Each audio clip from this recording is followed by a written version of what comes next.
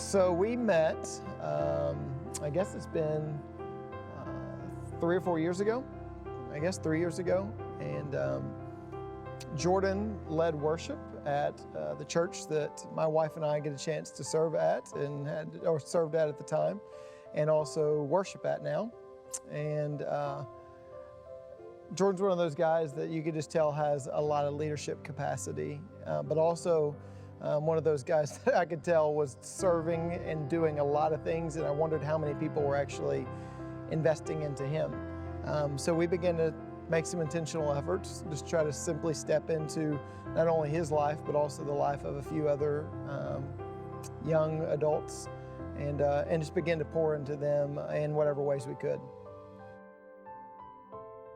The biggest thing in being, a college graduate or just being in my age group is that you need somebody to look up to, somebody to aspire to, and have, some kind of motivation to work towards something. Because when you're around all the same people, the same age group, you kind of just get drugged down into thinking, I can just do whatever I want, it doesn't matter.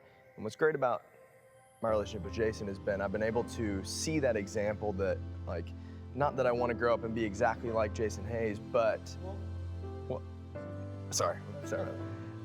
But, there's several things about his relationship with his kids, his relationship with his wife, his relationship with God that, that I really admire. And I think it's really important for anybody my age to have that kind of relationship, because it gives you a motivation, it gives you a drive to kind of get out of the stagnant, just kind of, place that college can drag you down into. So.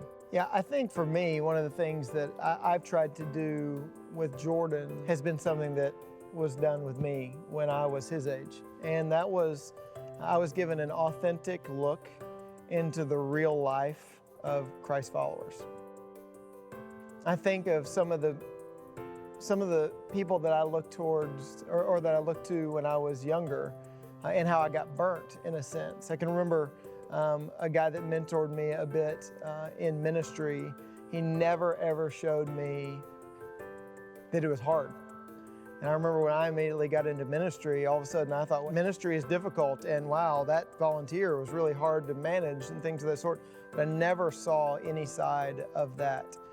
And I remember how much I began to question my own call, because I'd never seen an authentic look into what ministry looked like. On the other hand, I think of some of those that led me very well, and they were the ones that had me in their home, and they let me see what conflict resolution looked like, and they let me see what a healthy marriage looked like, even including arguments and miscommunication and things of that sort, or even just practical life skills in real life, and that's what we try to do. I think that my relationship with Jason has been different in that, college is just such a time of growing and learning and changing, figure out who I am and what I believe in. And I think that Jason has come at a great time because it's been facing a lot of tough issues and learning about how to deal with when I get married or when I have kids, and making decisions on what job I'm supposed to take, and that kind of stuff. And I think it's been the most important one so far, because I've made the most growth and the most change in college, I feel like. I think when you consider the goal of mentoring, it's really closely connected to discipleship. For me personally, those things really can't be separated.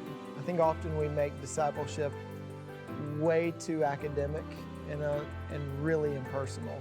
And that's not to imply that discipleship doesn't include spiritual growth and biblical understanding and expansion of a Christian worldview and all of those things.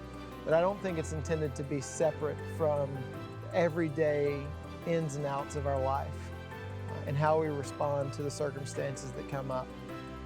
As a result of that, that's what I want Jordan to get. I'm Jordan. And I'm Jason. And mentoring has changed my life.